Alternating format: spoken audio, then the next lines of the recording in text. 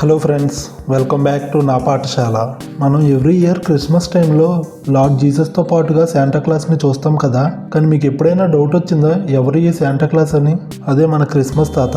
అయితే మీకు ఒక నిప్పు లాంటి నిజం చెప్పనా? ఇప్పుడు మనం చూస్తున్న శాంటాక్లాస్కి క్రిస్మస్కి ఎటువంటి సంబంధం లేదంటే నమ్ముతారా? అయితే ఈ వీడియో లాస్ట్ వరకు చూడండి. ఈ వీడియోలో శాంటాక్లాస్ ఆరిజిన్ ఏంటో తెలుసుకుందాం. అలానే శాంటాక్లాస్కి పాపులర్ కూల్ డ్రింక్ కోకోకోలాకి ఉన్న రిలేషన్ ఏంటో చూద్దాం. ఇంకా ఆలస్యం ఎందుకు, let's dive into this video.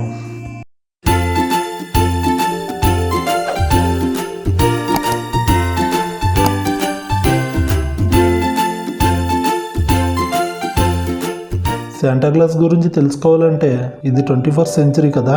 అయితే ఇప్పుడు 4th సెంచరీకి వెళ్దాం. ఈ 4th సెంచరీలో మరియా అనే ఒక నగరం, కరెంట్లీ దీన్ని ఇప్పుడు మనం టర్కీ అని పిలుస్తున్నాం. అయితే ఈ టైంలో మరియా నగరంలో ఉండే ఒక చర్చిలో సెయింట్ నికోలస్ అనే బిషప్ ఉండేవారు. బిషప్ అంటే జీసస్ వాక్యాలను బోధించేవారు అని అర్థం.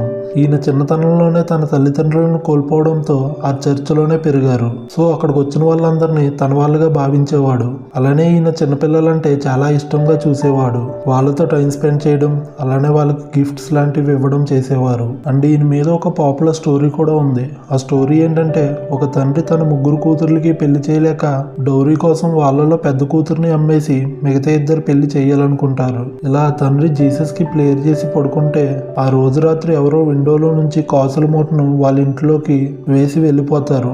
ఇలా ఆ తర్వాత మరో రోజు మరో కూతురు కోసం మరో కాసుల మూటను వేస్తారు. ఇక తన 3వ కూతురు గురించి కూడా ఇస్తారేమో అని మరుసటి రోజు రాత్రి ఆ తండ్రి ఎవరు ఇదంతా చేస్తున్నారో తెలుసుకుందామని పడుకోకుండా ఉండగా ఒక కాసుల మూట లోపల పడడంతో బయటికి వెళ్లి చూడగా సెయింట్ నికోలస్. ఇక ఆ తండ్రి నికోలస్ ను, మీరు ఇదంతా ఎందుకు చేస్తున్నారు? నా కష్టాలను దూరం చేసినందుకు నేను మీకు ఏం చేయలేను అనగా, అప్పుడు సెయింట్ నికోలస్, నీకు కష్టం ఉందని నాకెలా తెలుసు?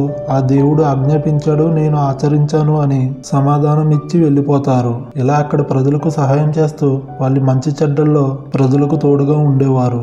ఇలా ఒక రోజు ఈయన అనుకోకుండా December 6, 343 ADలో మరణించారు. ఈయన మరణాంతరం December 6 ని feast day of Saint Nicholas గా తన గుర్తుగా అక్కడి ప్రజలు సెలబ్రేట్ చేసుకునేవారు. ఈ టైంలో చిన్నపిల్లలకు గిఫ్ట్స్ ఇవ్వడం చేసేవారు. ఇంకా మీకు శాంటాక్లాస్ అనే నేమ్ ఎలా వచ్చిందని అర్థం కాలేదు కదా. అయితే రండి మన ప్రయాణాన్ని ఇంకా ముందుకు సాగిద్దాం. ఈ మైరా నగరంలో కొంతమంది సైలర్లు ఉండేవారు, అంటే షిప్ మీద వర్క్ చేసేవాళ్ళు. వీళ్ళ ద్వారా ఈ ఫీస్ట్ డే అనేది నెదర్లాండ్, జర్మనీ, బెల్జియం కు చేరింది.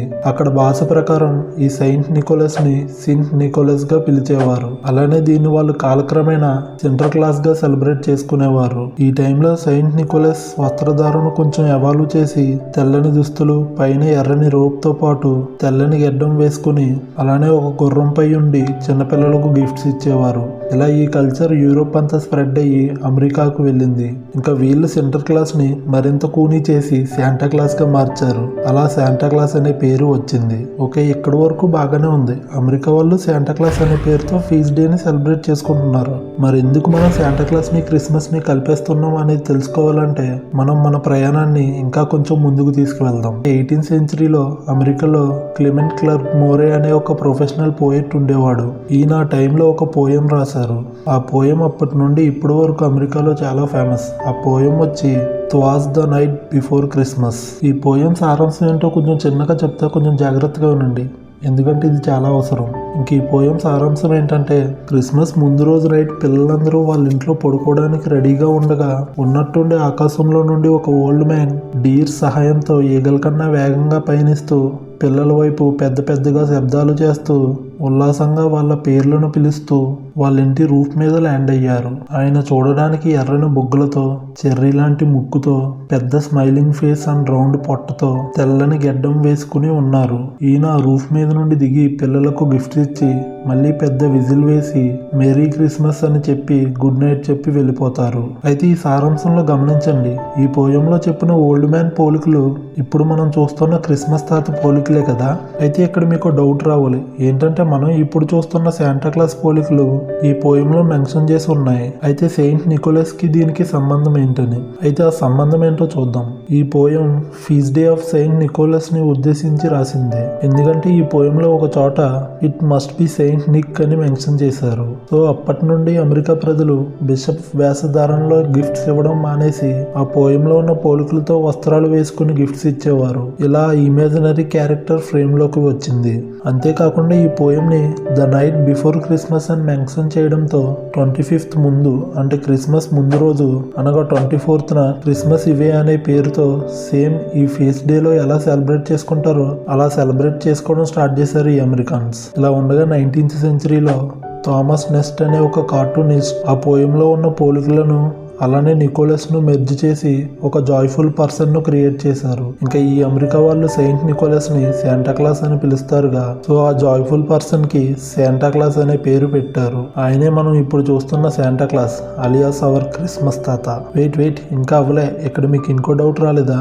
అమెరికాలో శాంటా క్లాస్ ఓకే, బట్ ప్రపంచమంతా ఎలా ఈ శాంటా క్లాస్ పాపులర్ అయ్యాడని రాలేదా డౌట్? సరే అయినా చెప్తా వినండి. మనందరికీ కోకోకోలా తెలుసుగా.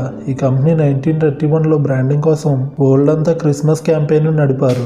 ఇంకా క్యాంపెయిన్ కి పోస్టర్ బాయ్ ఎవరు అనుకుంటున్నారు? మన శాంటా క్లాసే. సో మీకు అర్థమైంది అనుకుంటున్నా ఎలా మన క్రిస్మస్ తాత వరల్డ్ అంతా పాపులర్ అయ్యారని. ఇలా 4th సెంచరీలో సెయింట్ నికోలస్ గా మొదలైన ఒక బిషప్ జర్నీ కాలక్రమేణా మార్పులు చెందుతూ నేడు మన శాంటా క్లాస్ గా మన మధ్య ఉన్నారు. ఇంక ఈ వీడియోకి ఇంతే ఫ్రెండ్స్. నేను చెప్పిన నాలెడ్జ్ మీకు వర్త్ అనిపిస్తే ఈ వీడియోకి ఒక లైక్ చేయండి. అలానే ఇటువంటి కంటెంట్ మిస్ అవ్వకూడదంటే మన ఛానల్కు సబ్స్క్రైబ్ చేసుకోండి.